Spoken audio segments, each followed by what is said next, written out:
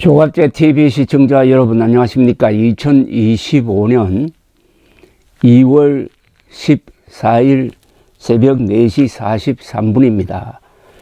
어제 헌법재판소에서 있었던 윤석열 대통령 탄핵재판의 제8차 변론기일에서 윤 대통령에게 결정적으로 불리한 증언이 나왔습니다. 조성현 수도방위사령부 제1경비단장이 이렇게 증언을 했습니다. 이진우 전 수도방위사령관으로부터 국회 내부로 들어가 의원들을 끌어내라는 지시를 받았다고 증언을 했습니다. 이진우 전 수도방위사령관으로부터 국회 내부로 들어가 의원들을 끌어내라는 지시를 받았다고 밝혔습니다. 그런데 이진우 전 수도방위사령관은 지난 2월 4일 헌법재판소에 나와가지고 증언을 하면서 이 부분에 대해서는 증언하지 않겠다고 했습니다. 이진우 전 수도방위사령관은 검찰에서 조사를 받을 때는 윤석열 대통령으로부터 4차례 전화를 받았고 세 번째 전화에서 끌어내라, 국회의원들을 끌어내라는 지시를 받았다고 진술을 한 바가 있었습니다.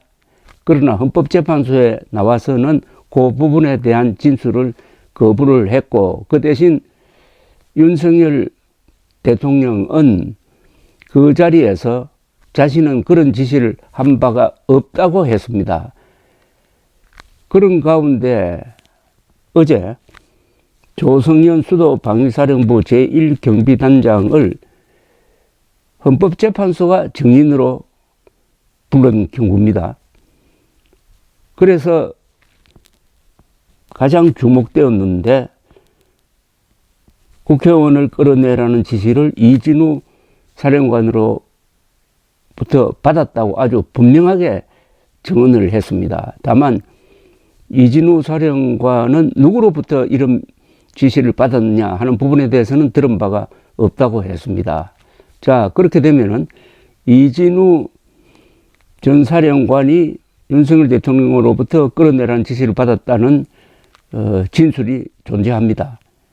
그리고 그 부하인 조성현 경비단장이 이진우 사령관으로부터 끌어내라는 지시를 받았다는 명령이 존재합니다.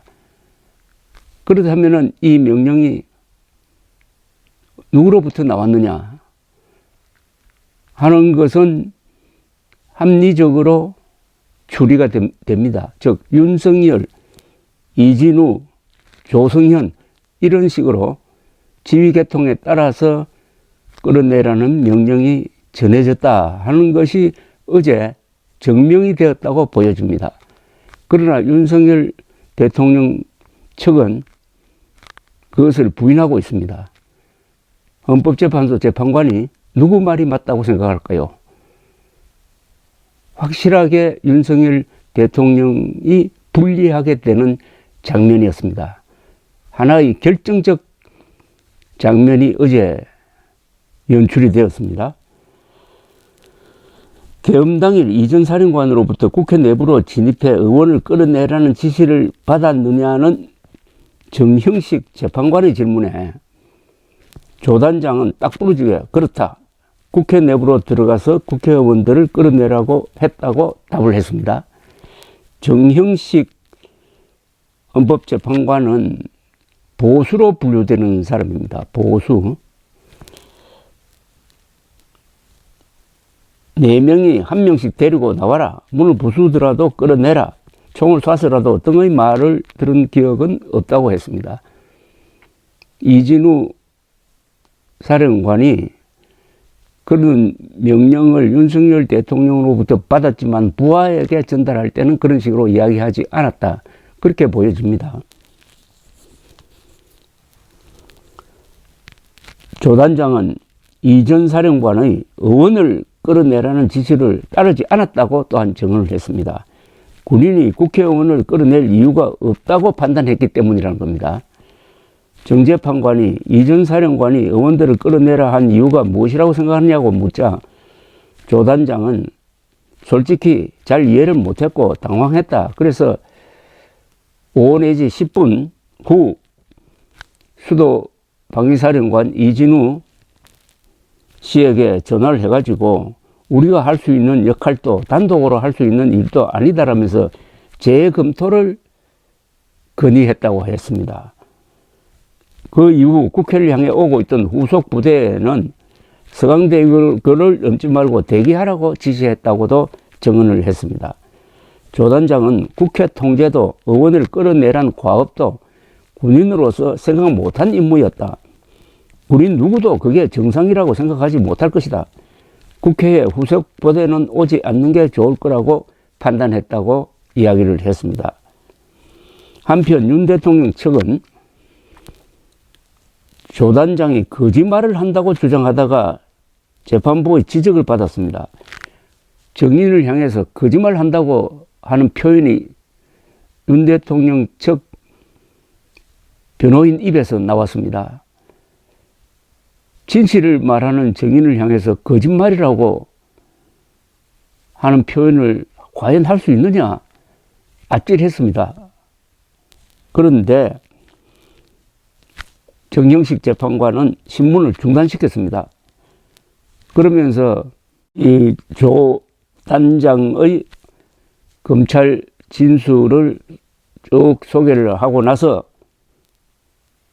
변호인이 윤석열 측 변호인이 전혀 앞뒤가 맞지 않는 질문으로 보이는데 그렇게 말을 끊고 막 질문하면 어떡하냐고 막 다그쳤습니다.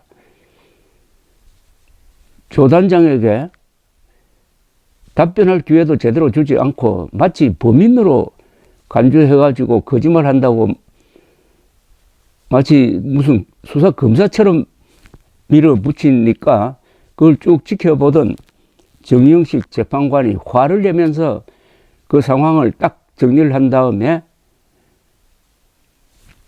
윤석열 측 변호인의 반대 주장을 딱 끊어버리고 넘어가 버리고 말았습니다. 그 장면이 너무나 인상적이었습니다. 즉 윤석열 측 변호인의 수준 그리고 조 단장의 일관된 군인으로서의 자세가 아주 인상적이었습니다. 윤 대통령 측은 조 단장을 향해 본인이 받은 지시가 불법이라 이행하지 않은 의인처럼 행동하지만 객관적 상황과도 부하들과도 말이 맞지 않는다. 여러 목적을 갖고 허위 진술을 하고 있으므로 조 단장의 진술 조서를 증거로 채택해서는 안 된다고 막말을 했습니다. 조 단장은 저는 의인이 아니다. 경비단장으로 지휘관일 뿐이다. 제가 아무리 거짓말을 해도 제 부하는 다 알 것이다. 일체 거짓말을 할 수 없고 해서도 안 된다. 제 역할을 다 할 뿐이고 역할을 진술한 것이라고 당당하게 차분하게 이야기했습니다. 이분의 말을 쭉 듣고 있으니까 윤석열 대통령의 이 무도한 비상계엄 선포가 왜 실패했느냐를 알 수가 있었습니다. 이런 군인다운 군인이 국회의원들 끌어내라는 지시를 받고도 그건 못하겠습니다. 라고 이진우 수도방위사령관에게 건의를 했고 또 그게 받아들여졌어요. 그래서 비상계엄령이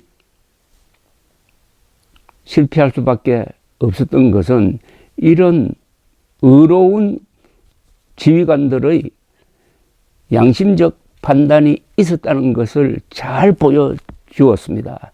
조승현 수도방위사령부 제1경비단장 대령입니다. 대령의 어제 당당한 차분한 답변과 윤석열 측의 아주 비열한 공세 그리고 헌법재판관의 단호한 입장 정리가 너무나 돋보였습니다. 이 장면은 앞으로 상당히 유명해질 것이고, 어제 이 증언은 윤석열 대통령을 파면 결정할 때 중요한 증거로 채택될 것이 분명합니다. 어제로 해서 윤석열 대통령 파면 결정 쪽으로 몇 걸음 성큼 더 다가갔다는 인상을 받았습니다. 이대로 가면은 3월 초에 헌법재판소의 탄핵 결정이 나올 것으로 보입니다. 감사합니다.